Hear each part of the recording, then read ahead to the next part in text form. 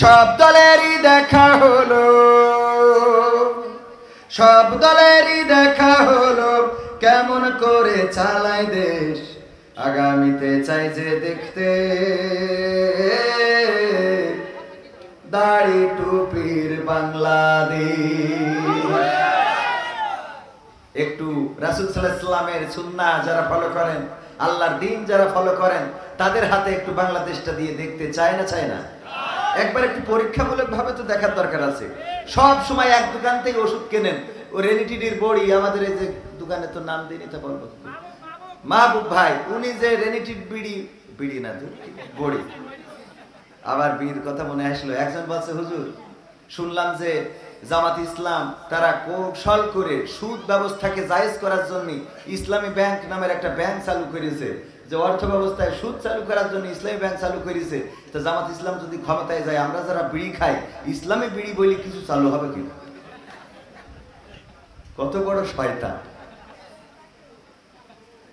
আমি বললাম যে বিড়ি খান কিসের জন্য? কয় দুশ্চিন্তা কমানোর জন্য, টেনশন কমানোর জন্য। আমি বললাম যে জামাত ইসলাম যদি ক্ষমতায় আসে, বা ইসলামী দল যদি ক্ষমতায় আসে, অথবা ইনসাফ ভিত্তিক সমাজ যদি এই দেশে কায়েম হয়ে যায়, তাহলে যাকাত ভিত্তিক অর্থ ব্যবস্থা চালু হবে। বড় লোক যারা, টাকাওয়ালা যারা, তারা যাকাত দেবে, আর গরিব মানুষ যারা, তারা পার পরে পা তুলে খাবে। সুতরাং টেনশন তো থাকবে না। তা বিড়ি খাবেন কি? ঠিক আছে না? হ্যাঁ, আল্লাহ কবুল করুন, বলেন আমিন।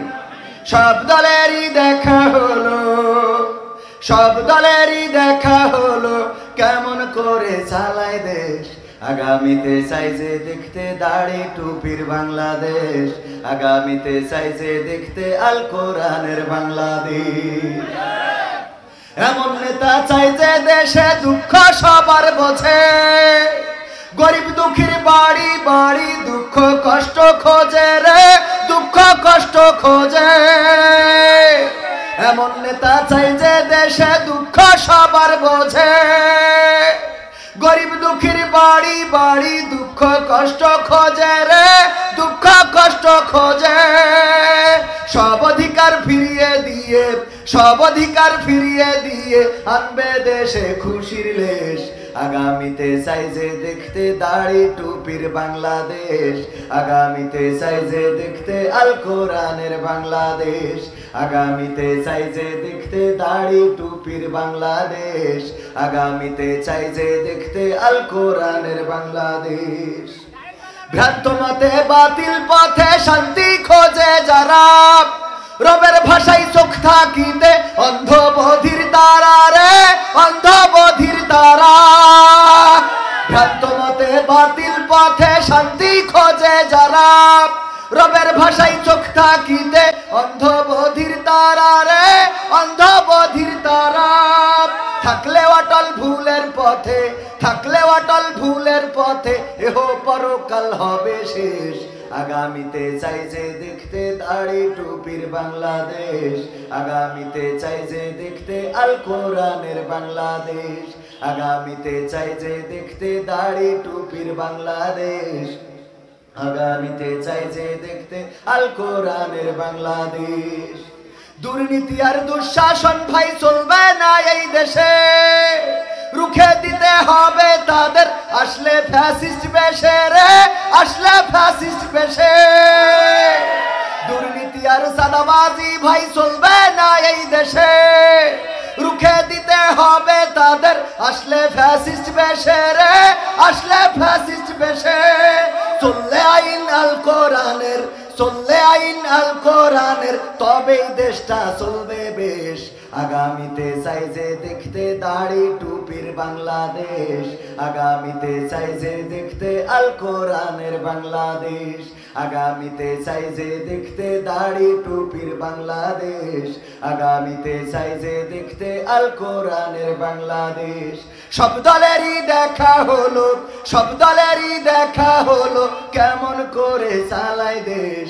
আগামীতে চাই যে দেখতে দাড়ি টুপির বাংলাদেশ। আগামীতে চাই যে দেখতে আল কোরআনের বাংলাদেশ। আগামীতে চাই যে দেখতে দাড়ি টুপির বাংলাদেশ। আগামীতে চাই যে দেখতে আল কোরআনের বাংলাদেশ। আমাদের একজন ভাই বললেন দাড়ি পাল্লার বাংলাদেশ দেখতে চাই।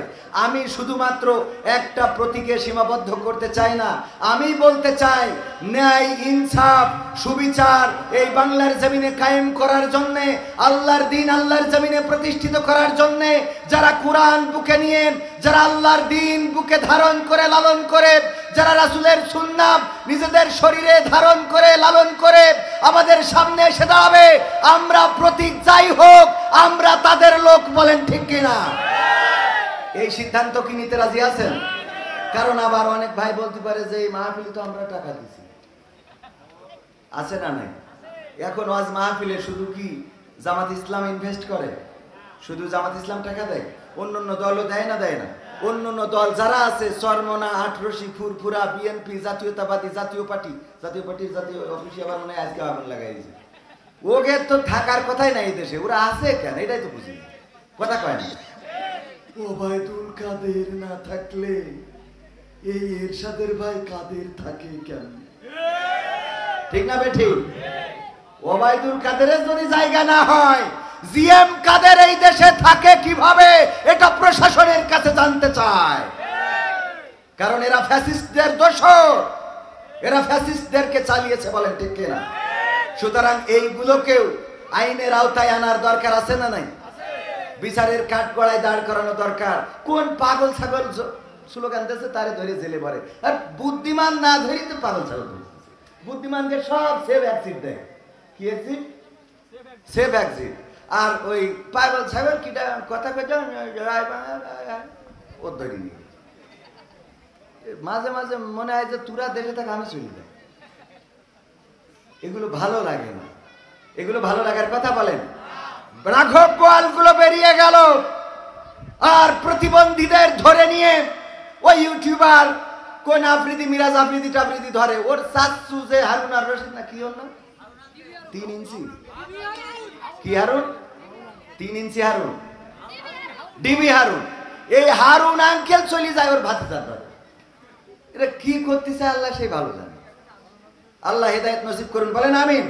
সম্মানিত ভাইয়েরা, আমরা একটি বাংলাদেশ চাই যেই বাংলাদেশে অন্যায় অনাচার পাপাচার কদাচার থাকবে না, যেই বাংলাদেশে এমন নেতা হবে ওমর রাদিয়াল্লাহু তাআলা আনহু যেমন রাতের অন্ধকারে ঘুরে ঘুরে দেখতেন কে খেয়ে আছে কে না খেয়ে আছে, কার বাড়ির চুলায় আগুন জ্বলছে না, কার সন্তানেরা কান্নাকাটি করছে, কার গায়ে পোশাক নাই।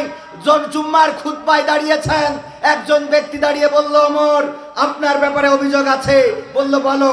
বলল আমরা কাপড় পেয়েছি রাষ্ট্রীয় মাল 1 টুকরা করে, আপনার গায়ের যে জুব্বা এটা 1 টুকরাই হয় নাই, নিঃসন্দেহে 2 টুকরা লেগেছে, কেমনে পাইলেন হেইটা বুঝান।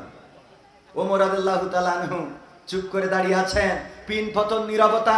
সবাই ভাবলো এবার মনে হয় ওর কল্লাটা পড়ে যাবে, ধর থেকে মাথাটা আলাদা হয়ে যাবে, কিন্তু না। হঠাৎ করে নীরবতা ভেঙে ওমর রাদিয়াল্লাহু তাআলা আনহুর সন্তান দাঁড়িয়ে বললেন আমি এবং আমার আব্বা দুইজনে 1 টুকরা করে কাপড় পেয়েছি, আমরা কন্ট্যাক্ট করে নিয়েছি, এবারের টুকরাটা আমি আমার আব্বাকে দিয়েছি, আগামী বাজেটে যেটা আসবে সেই বাজেটের টুকরাটা আব্বা আমারে দেবে, আমার টুকরা নিয়ে আমার আব্বা কাপড় বানাইছে, দুর্নীতি করে নাই। আল্লাহু আকবার বলবেন না? দুর্নীতি করে নাই। এবার মুসাল্লিরা চিন্তা করলো যে আর তো রক্ষা নাই, যা একটু বাঁচার ভরসা ছিল, এখন তো ওমর রাদিয়াল্লাহু তাআলা আনহু যে দুর্নীতি করে না সেটা তো প্রকাশ হয়েই গেল। ওমর রাদিয়াল্লাহু তাআলা আনহু কিছু বললেন না, বললেন আপনাদের সবার এখতিয়ার আছে, অধিকার আছে আমার ব্যাপারে এমন করে জবাবদিহিতা করার। বলেন আল্লাহু আকবার।